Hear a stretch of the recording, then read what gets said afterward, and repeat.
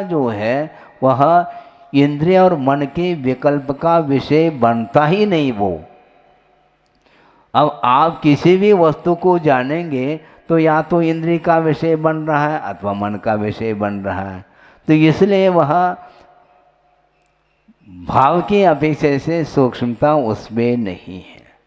मतलब कुल मिला करके आप कोई भी चिंतन का विषय बनाओ तो भी वह सूक्ष्म विषय नहीं है, क्योंकि मन का विषय बन रहा है, इंद्रिय का विषय बन रहा है, इसलिए उसमें निर्विकल्पता नहीं। और जब तक निर्विकल्पता नहीं आएगी तब तक केवल ज्ञान होने वाला नहीं है।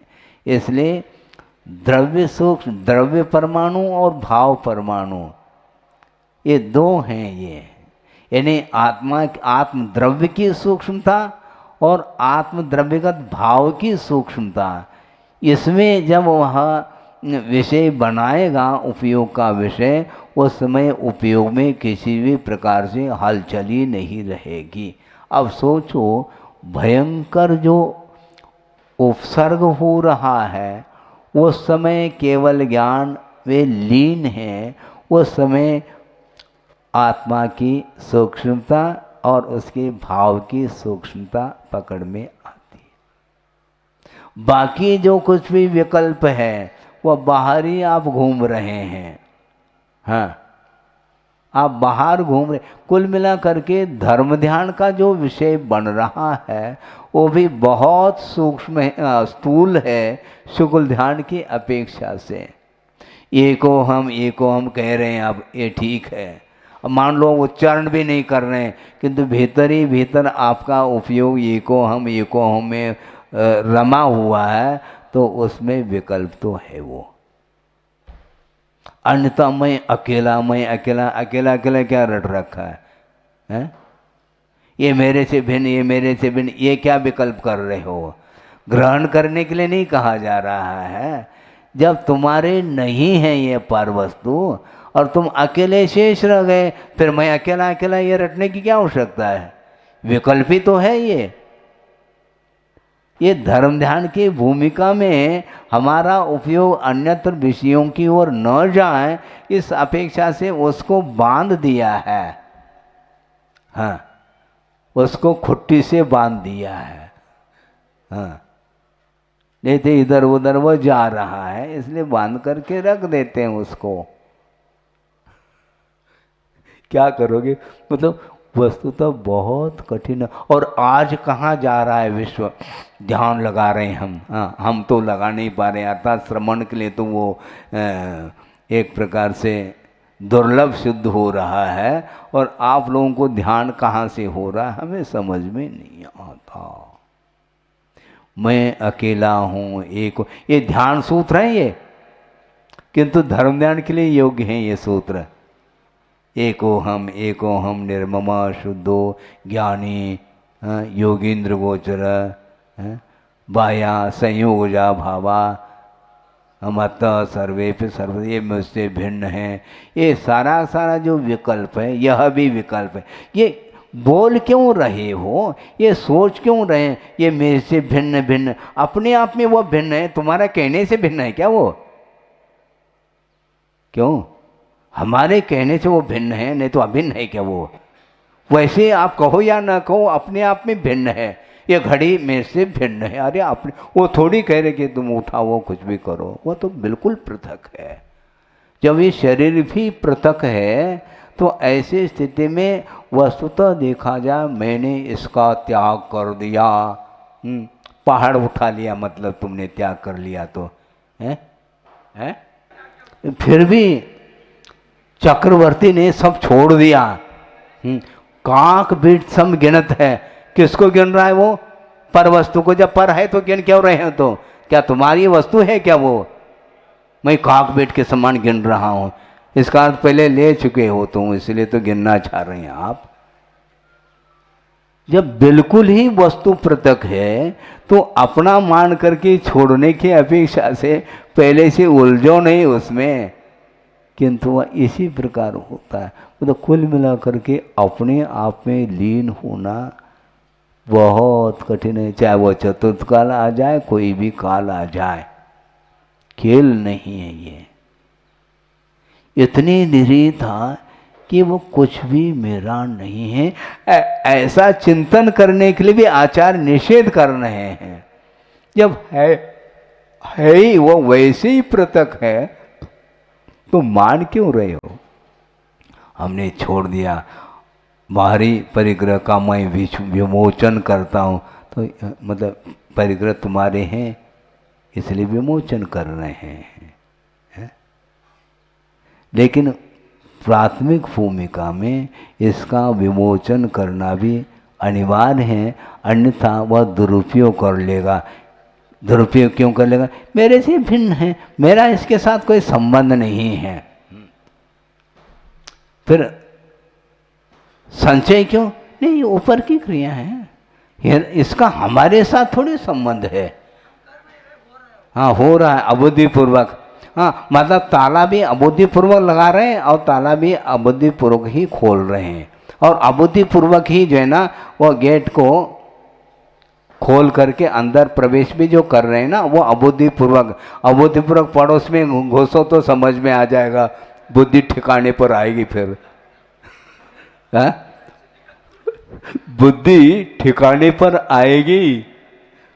भूल करके भी हम दूसरे के घर में नहीं घुसते, इसका अर्थ अपना घर वह मान रहा है।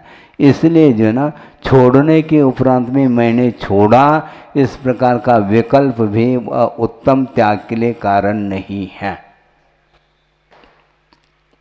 हाँ हाँ, हमारे लिए पैकेज, हाँ पैकेज मिलता था, उसको छोड़ करके मैं आया हूँ। अतः इसलिए डिग्री ली थी क्या? ताकि लोग ये सोच लें कि इनके पास इतना वैभव, हाँ इतनी संपदा होते हुए भी उसको लात मार करके आया है। किसको लात मारा तुमने? जड़ को लात मारा है, हैं? जड़ को लात मार दिया तो वेदना किसको होगी? चेतन को होगी। उसको जड़ को तो तुम लात मारो या कुछ भी करो, उसको थोड़ी वेदना होती है।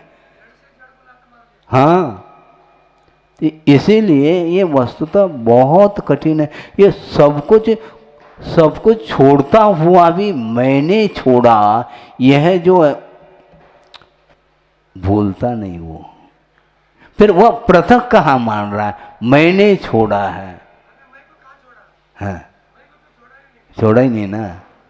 मैं अकेला हूँ ऐसा कहने के लिए, छोड़ने के लिए कहा जा रहा है। तुम तो अकेला वैसे ही हो, तुम्हारे साथ है कौन है? अयमत्र भावार्थ, यहाँ पर भावार्थ ये है कि प्राथमिका नाम चित्त स्थिरीकरणार्थम विषयाभिलाष रूप ध्यान वंचनार्थम च परंपरया मुक्ति कारणम पंच परमिष्ट्यादि पर द्रव्यम ध्येयम भवति। देखो कैसा आया है।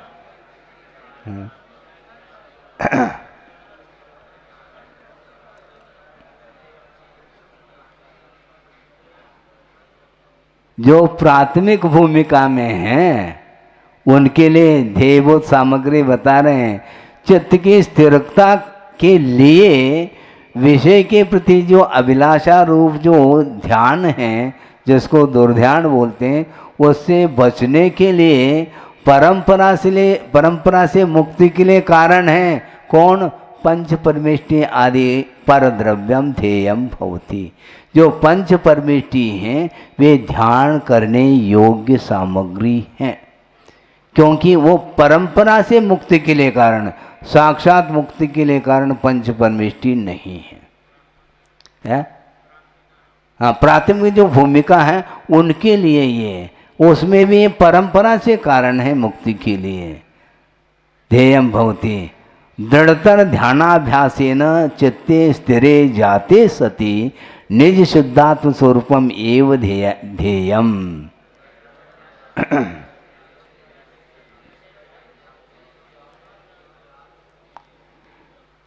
दृढ़तर ध्यान के अभ्यास से चित्त जब स्थिर हो जाता है उस समय निज शुद्धात्मा का स्वरूप ही एकमात्र ध्येय होता है, ऐसा कहा। इसलिए दो एक दिन पहले हमने जो कहा था ना वो बिल्कुल क्लियर कट है। पंच परमेष्टि भी वो प्राथमिका नाम प्रति,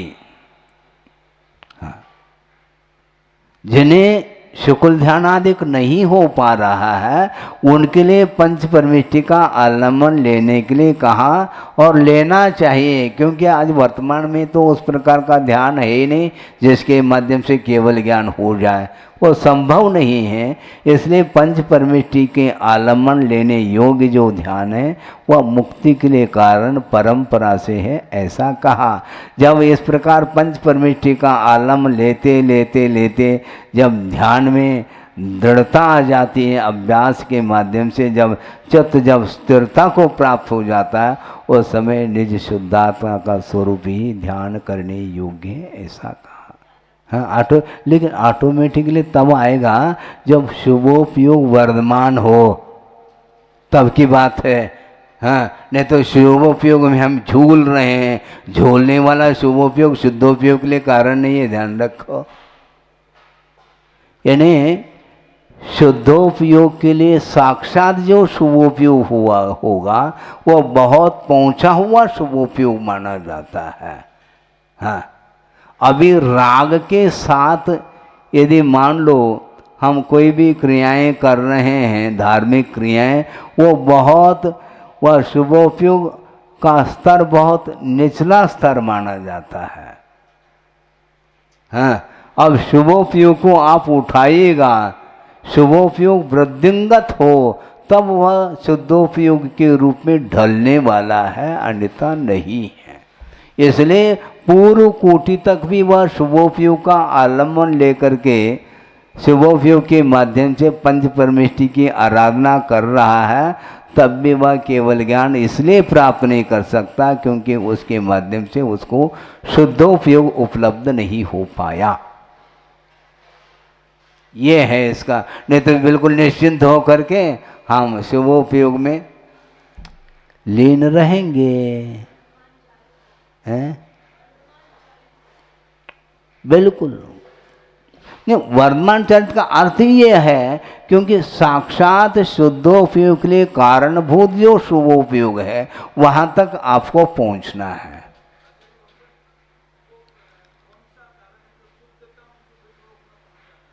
वो आचार्य कह रहे हैं उसमें प्रश्न भी नहीं उठेंगे, ये ध्यान रखो। हाँ, शुद्धोपयोग वह चीज है उसमें कोई प्रश्न भी नहीं उठेगा कि शुद्धोपयोग का स्वरूप क्या है, वह स्वरूप में लीन हो चुका होता है, इसलिए वह कथन के योग्य नहीं है। हाँ, क्योंकि वह उसका स्तर बहुत निकट पहुंचा हुआ है, वह शुभोपयोग शुद्धोपयोग के निकट। इसका अर्थ उसकी प्रवृत्ति समेटते समेटते समेटते बहुत निकट पहुंचा है, वो उसके लिए कहा जा रहा है। जो बिल्कुल ही स्थूल रूप से विकल्पों में उलझा हुआ है उसके लिए संभव ही नहीं है, चाहे वह श्रमण हो चाहे कोई भी हो। गणधर परमेष्टि से बढ़कर के और किसकी चर्या हमें बताओ छद्मस्त अवस्था में। इसके उपरांत भी उन्हें शुद्धोपयोग तब होगा जब सभी प्रकार के विकल्पों से सत विकल्प से वह विराम ले ले। हैं, दिव्य ध्वनि खिर रही है, दिव्य ध्वनि का आलम्बन ले लिया और जो शंका समाधान आदि जिज्ञासा समाधान चल रहा है ठीक है ना, गलत तो नहीं बोलना है। तो ये प्रवृत्ति मानी, ये प्रवृत्ति असत प्रवृत्ति नहीं कह रहा हूं, किंतु शुद्धोपयोग में सत प्रवृत्ति भी बाधक है, ऐसा कहने का तात्पर्य है यहाँ पर। हाँ। तथा च उक्तम कहा भी है क्या, श्री पूज्यपाद स्वामी भी, पूज्यपाद स्वामी ने कहा है क्या, निश्चय व्याख्यानम, निश्चय ध्येय का व्याख्यान किया है। आत्मानम आत्मा आत्मनि एव आत्मना असौ क्षणम उपजनयन सन स्वयंभू प्रवर्त। ये शायद भक्ति में आ जाता है ये विषय। हाँ, शुद्ध भक्ति। हाँ, आत्मा को, यह आत्मा को आत्मा के द्वारा आत्मा में स्थित होकर के वह एक क्षण के लिए वह अपने भावों को उत्पन्न करता हुआ वह स्वयंभू प्रवर्त अपने आप ही प्रवर्त हुआ है। उसके माध्यम से ही उन्हें केवल ज्ञान होने वाला है। भक्ति करते हुए किसी को केवल ज्ञान हुआ है क्या? तो भक्ति करना छोड़ दें ऐसा नहीं कहा जा रहा है, लेकिन भक्ति करते समय केवल ज्ञान नहीं होगा, ये कहने का तात्पर्य। अस्य व्याख्यानम क्रियते, इसका व्याख्यान किया जाता है। आत्मा करता है। आत्मा क्या है? करता है। आत्मानम कर्मता पन्नम, कर्म के रूप में कौन है? वो आत्मा ही है। और आत्मनि एव अधिकरण भूते, अधिकरण क्या है? आत्मा ही है। और आत्मना कर्ण भूते न, जो कर्ण के रूप में आत्मा है। इस प्रकार असो प्रत्यक्षीभूत आत्मा, जो प्रत्यक्ष देखने में आने वाला जो आत्म तत्व है, क्षणम अंतर्मूर्तम उपजनयन, इस प्रकार स्थिर हो करके भावों को उत्पन्न जो कर रहा है, आत्मा को ही उत्पन्न कर रहा है, आत्मा में रह करके। उपजनयन अर्थात धारयन, अपने आत्मा को ही धारण कर रखा है और कुछ भी धारण नहीं करना। गले में यदि चेन है उसको उतार लो, आत्मा को धारण करने की बात कर रहे हैं। सब कुछ छोड़ना है। चेन तो फिर भी ठीक है, इस शरीर को ही परमान करके भीतर लीन हो जा, उस समय वह स्वयंभू प्रवर्त सर्वज्ञ जात इत्यर्थ, उस समय वह सर्वज्ञत्व को उत्पन्न किया है। अब सोचो, आप सोचते रहो। इति परस्पर सापेक्ष निश्चय व्यवहार नयाभ्याम साध्य साधक भावम ज्ञातवा ध्येय विषय विवादो न कर्तव्य।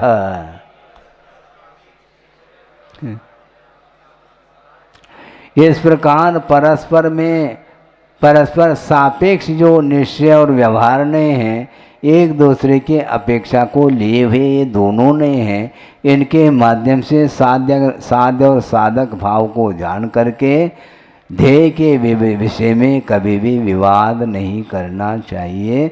समझ करके लीन होने का पुरुषार्थ करो तो लगेगा, वह फल सामने आने वाला, नहीं तो नहीं।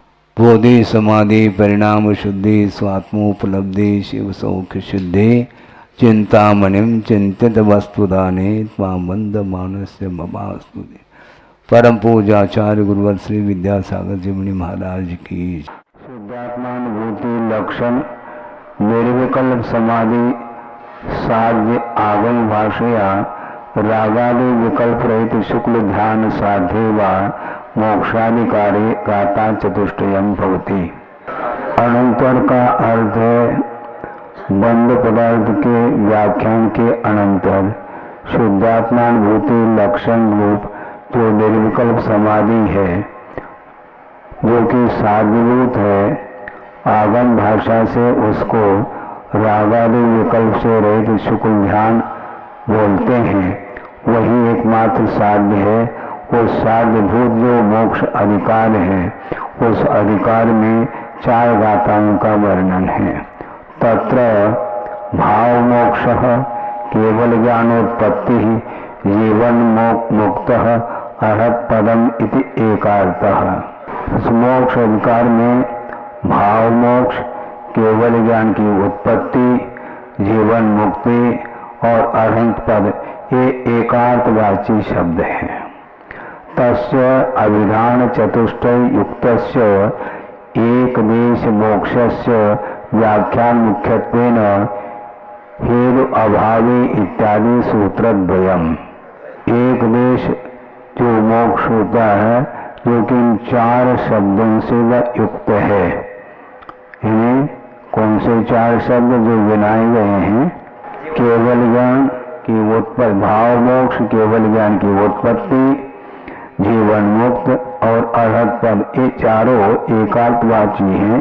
इसलिए इन 4 शब्दों से युक्त जो एकदेश मोक्ष है, उसकी व्याख्यान की मुख्यता के साथ ये 2 सूत्र हैं, गाथा सूत्र। तदनंतरम अयोनिचरम समये शेष आघाती द्रव्य कर्म मोक्ष प्रतिपादन रूपेण दंशन नान समग्रम इत्यादि सूत्रद्वयम्।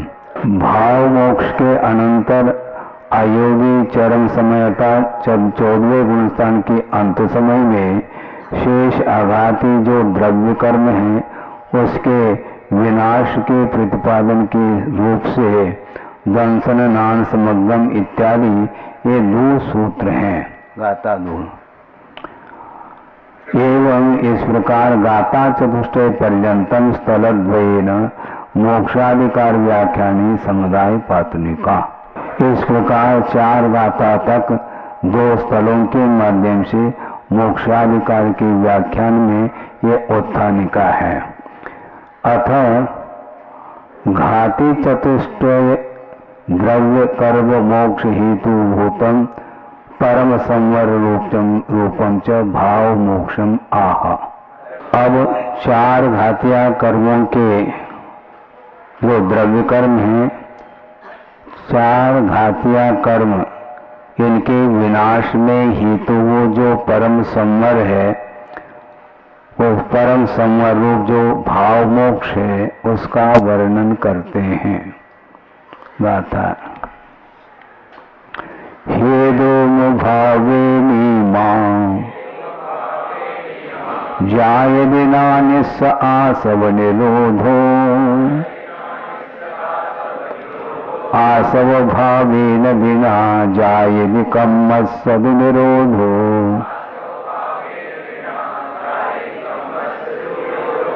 कम्मस्या भावेनयो सौवर्णो सव्वलोकदर्शीयो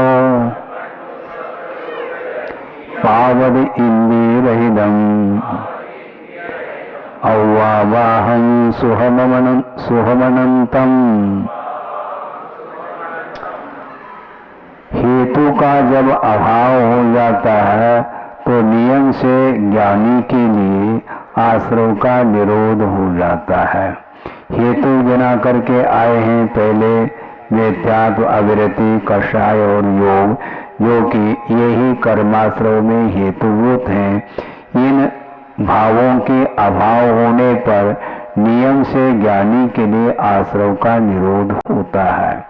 आश्रव का निरोध कैसा हो ऐसा कहने के अपेक्षा से जिन कारणों से, जिन हेतुओं के माध्यम से आश्रव होता है, उन हेतुओं का अभाव यदि कर लोगे तो नियम से रूप से आश्रव का निरोध होगा। आश्रव भावेन बिना जायते कम्मस्य निरोधो। यदि आश्रव भाव नहीं है तो आश्रव भाव के बिना कर्म का निरोध हो जाता है। यानी भावाश्रव यदि नहीं है तो भावाश्रव के बिना कर्माश्रव हो कैसा सकता है, इसलिए कर्म का निरोध भी हो जाता है। और कर्म के आश्रव का अभाव हो जाता है तो वह सर्वज्ञ सर्वदर्शी होता हुआ वह इंद्रिय से रहित अव्यावाद अनंत सुख को प्राप्त करता है, ऐसा कहा जा रहा है। इससे ऐसा लग रहा है कि 13वें गुणस्थान में ही अव्यावाद सुख प्राप्त हो जाता है, जबकि है अव्यावाहम सोहम अनंतम, जो सुख अनंतात्मक है, बाधा से रहित है और इंद्रिय से रहित है, ऐसा कहा। तो 13वें गुणस्थान में ही कोई बाधा रहेगी नहीं। अब अघात्य कर्म के उदय से वो शरीर के अंदर वह आत्मा रहेगी, क्योंकि आयु कर्म का जब तक अभाव नहीं होगा वह भी एक प्रकार से बाधा है, किंतु उस बाधा को बाधा के रूप में स्वीकार इसलिए नहीं करते क्योंकि वस्तुतः मोह का अभाव हो गया। मोह ही संसारी प्राणी के लिए परतंत्रता में कारण है, तो मोह है। तो घात्या चतुष्टय का जब क्षय हो गया तो अब किसी भी प्रकार से कोई बाधा नहीं है उन्हें। द्रव्य प्रत्यय रूप हेतु अभावे सति, द्रव्य प्रत्यय का अर्थ जो द्रव्य कर्म है उसके हेतु का अभाव होने पर। द्रव्य प्रत्यय क्या है? 4 घातिया कर्म है। इसके लिए हेतु का अभाव हुआ। हेतु कौन से? वही मिथ्यात्व, अविरति, कषाय और योग, ये भावात्मक हेतु हैं।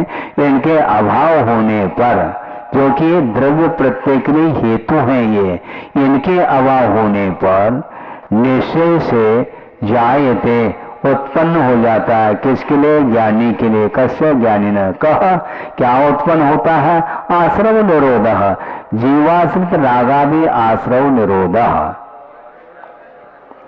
जीव के आश्रित जो रागादि का भाव है, भावाश्रव, उसका निरोध हो जाता है। अब देखो क्या कहना चाह रहे हैं हम। जीवाश्रित रागादि भाव, रागादिक भावों का अधिकरण कौन है? जीव है। जीव में रागादिक भाव उत्पन्न हो रहे हैं, इसलिए इस प्रकार की धारणा नहीं रखनी चाहिए कि त्रिकाल शुद्ध है। जीव त्रिकाल शुद्ध है तो रागादिक भाव ये किसके आश्रित है पूछना चाहते हैं। यदि शरीर के आश्रित कहोगे तो डेड बॉडी में भी जो है ना रागादिक भाव उत्पन्न होना चाहिए, क्योंकि वह जड़ की क्रिया है। आत्मा तो त्रिकाल शुद्ध है, तो जीव के आश्रित रागादिक आश्रव का निरोध कर रहे हैं। कई लोगों का ये कहना है कि महाराज ये ऊपर ऊपर की ये पर्याय हैं, तैरती हैं द्रव्य में। हाँ, द्रव्य तो बिल्कुल त्रिकाल शुद्ध है। सुनो, उनके लिए गुरुदेव ने ये उदाहरण दिया, प्रयोग नहीं करना है। हाँ, प्रयोग के लिए नहीं कहा जा रहा, किंतु जानकारी के लिए ये कहा जा रहा है कि मान लो उबलता हुआ जल है, सुन रहे हैं आप? हाँ, उबलता हुआ जल है, उसमें भी कोई हाथ डालेगा, क्योंकि वह पर्याय ऊपर ऊपर है तो हाथ नहीं जलना चाहिए आपका, क्योंकि वह पानी तो शीतल स्वभाव को लेकर के है। वह त्रिकाल शुद्ध है, शीतल स्वभाव वाला है, तो उसमें शीतलता का अनुभव आपको होना चाहिए, क्योंकि पर्याय पर्याय में ही गर्माहट आई है।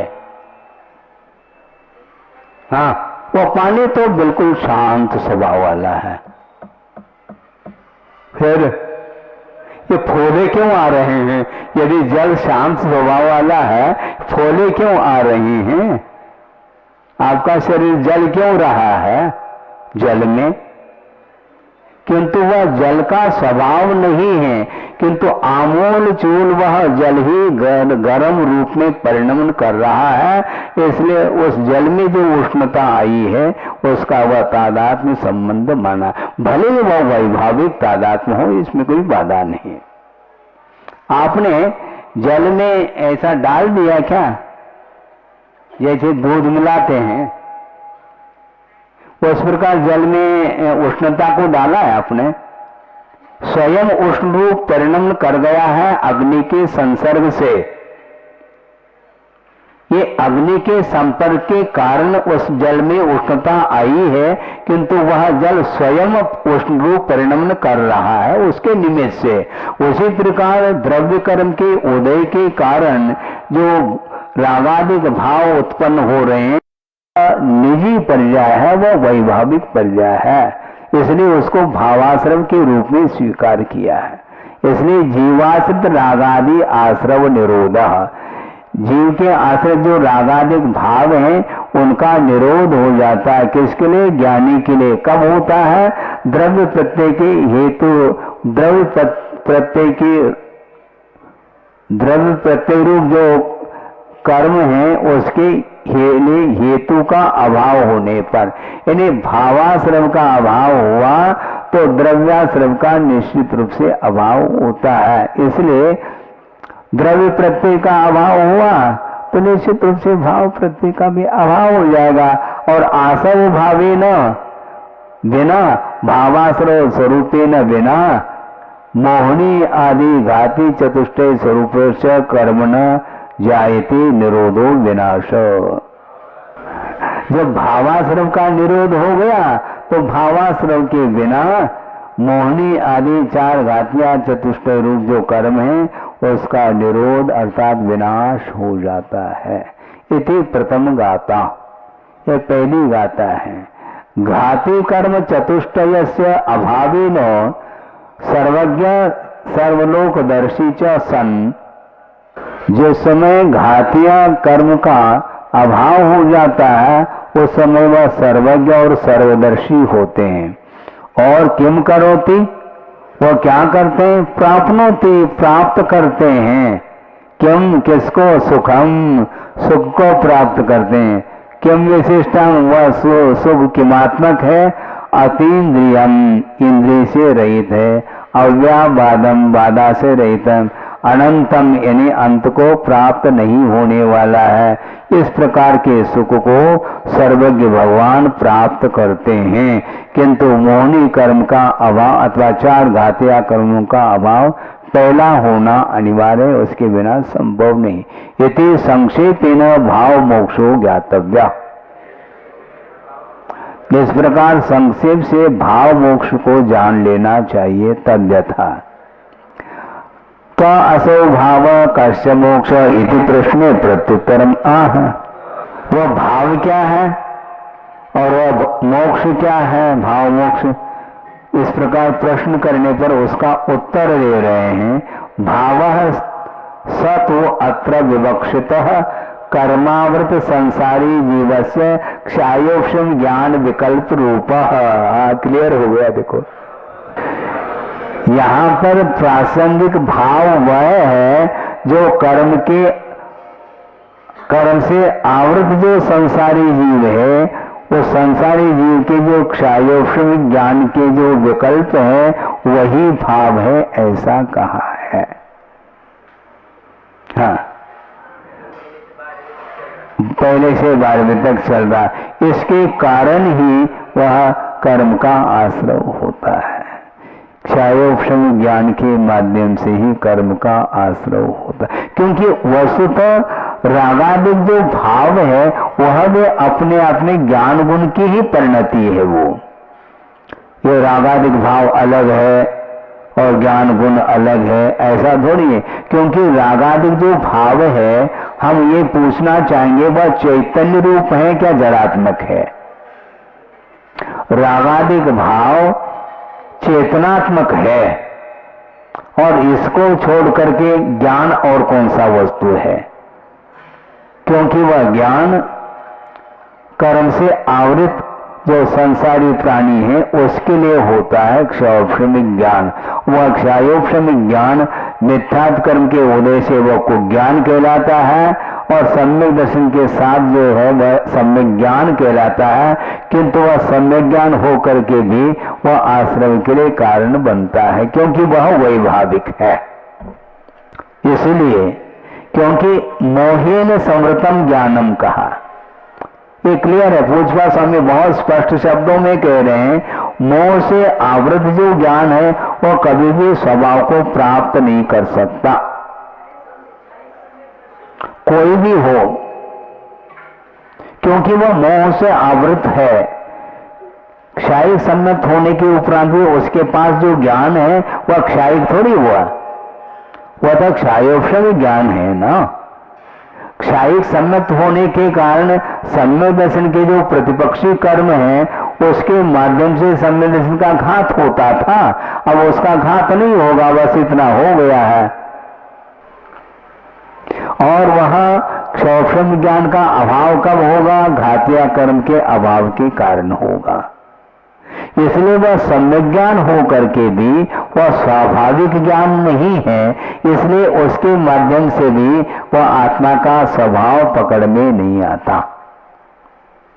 क्योंकि ज्ञानावरणीय कर्म के उदय से ज्ञान आवृत होता है, एक सामान्य सिद्धांत है।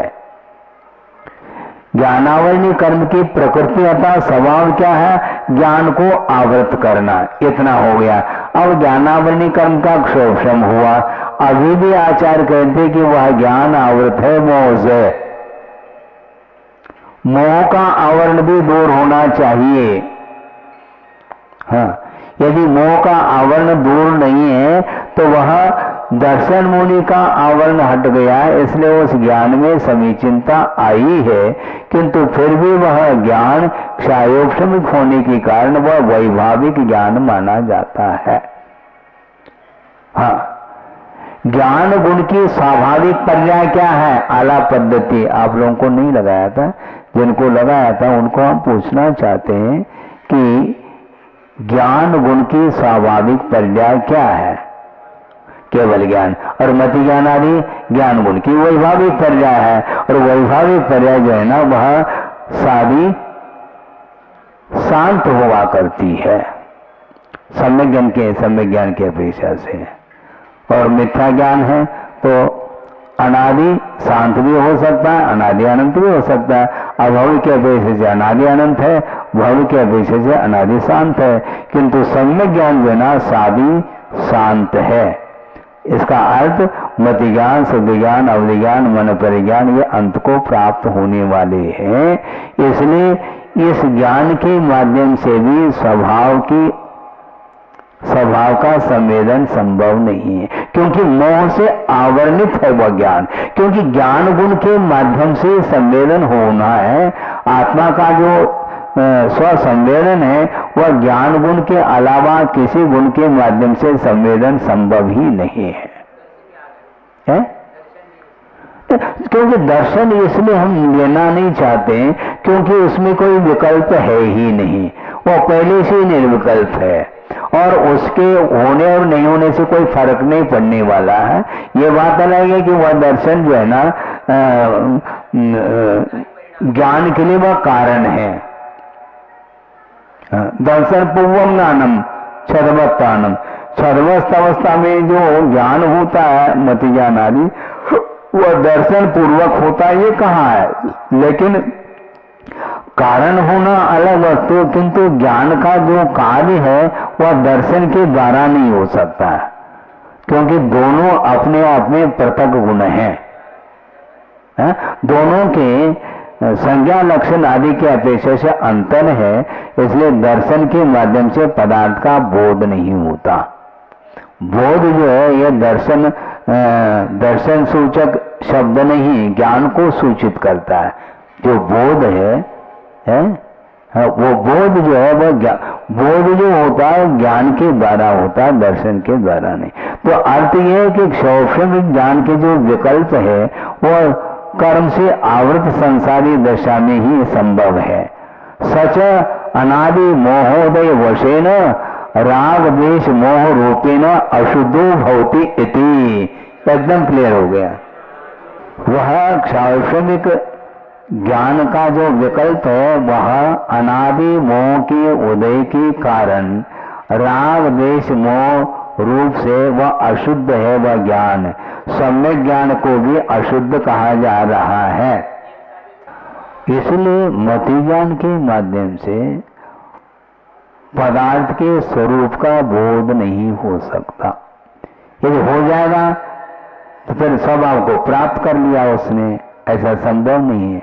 चाहे वह श्रुत ज्ञान हो, चाहे मति ज्ञान हो, चाहे अवधि ज्ञान, चाहे मनोपर्य ज्ञान हो, वह स्वरूप का बोध उसके द्वारा संभव नहीं है। क्योंकि विभाव और स्वभाव दोनों एक साथ रह नहीं सकते। जैसे मिथ्यात्व और सम्यक दोनों पैरेलल नहीं चल सकते हैं, क्योंकि मिथ्यात्व ही सम्यक के रूप में ढलेगा, लेकिन जब ढलेगा तब ढलेगा हम कहेंगे, अभी थोड़ी ढला। तो शुरुआत तो इसी बोलेंगे, शुरुआत में क्या है वो, इसलिए वह स्वभाव का बोध उसके द्वारा नहीं होता, ये कहा जा रहा है। क्योंकि वह मोह से आवृत है उसका ज्ञान। जब तक मोह से आवृत ज्ञान है तब तक वह आवरणी माना जाता है। बोधि समाधि परिणाम शुद्धि स्वात्मोपलब्धि शिव शोक शुद्धि चिंतामणि चिंतित वस्तुदानी पामंद मानस्य नमास्तुते। परम पूज्य आचार्य गुरुदेव श्री विद्यासागर